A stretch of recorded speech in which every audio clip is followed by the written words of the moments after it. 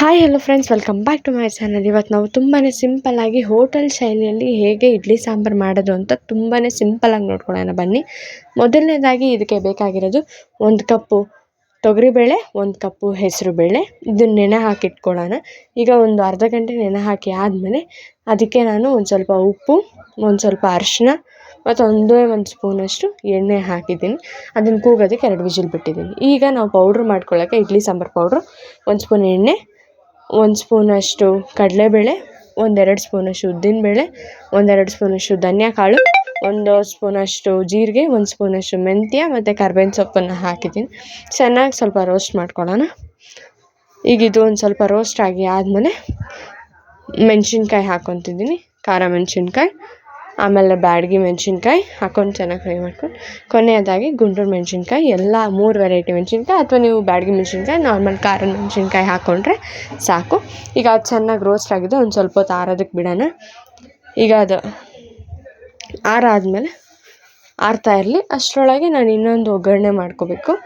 ಅದಕ್ಕೆ ಫಸ್ಟ್ ಒಂದು ಸ್ವಲ್ಪ ಎಣ್ಣೆ ಹಾಕ್ಕೊಂಡು ಅದಕ್ಕೊಂದು ಸ್ವಲ್ಪ ಈರುಳ್ಳಿ, ಒಂದು ಹೆಚ್ಚಿಟ್ಕೊಂಡ್ರೆ ಈರುಳ್ಳಿ ಮತ್ತು ಟೊಮೆಟೊ ಹಾಕ್ಕೊಂಡು ಚೆನ್ನಾಗಿ ಫ್ರೈ ಮಾಡ್ಕೊಳ್ಳೋಣ. ಈಗ ಇದು ಫ್ರೈ ಆದಮೇಲೆ ಅದು ಆರಕ್ಕೆ ಬಿಟ್ಟಿದ್ದೀನಿ. ಈಗ ಇದು ಆರಿದೆ. ಇದನ್ನು ಫೈನ್ ಪೌಡರ್ ಮಾಡ್ಕೊಂಬರೋಣ. ಈ ರೀತಿ ಫೈನ್ ಪೌಡರ್ ಇರಬೇಕು, ತುಂಬ ಚೆನ್ನಾಗಿರುತ್ತೆ. ಇನ್ನು ನೆಕ್ಸ್ಟ್ ಇದು ಆರಿದಾಗಿದೆ. ಇದಕ್ಕೆ ಒಂದು ಚಿಕ್ಕ ಕಪ್ಪಷ್ಟು ಕೊಬ್ಬರಿನ ತುರಿದು ಇದೆಲ್ಲ ಗ್ರೈಂಡ್ ಮಾಡಿಟ್ಕೊಳ್ಳೋಣ.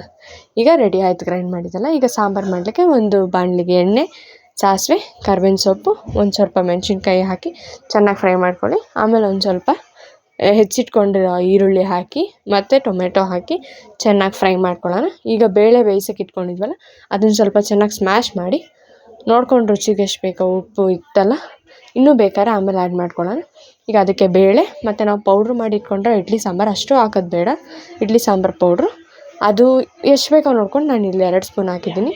ಮತ್ತು ನಾವು ಮಾಡಿಟ್ಕೊಂಡಿರ್ತಕ್ಕಂಥ ರುಬ್ಬಿಟ್ಕೊಂಡಿರೋದು ಎಲ್ಲ ಹಾಕಿ ಚೆನ್ನಾಗಿ ಮಿಕ್ಸ್ ಮಾಡ್ಕೊಳ್ಳೋಣ.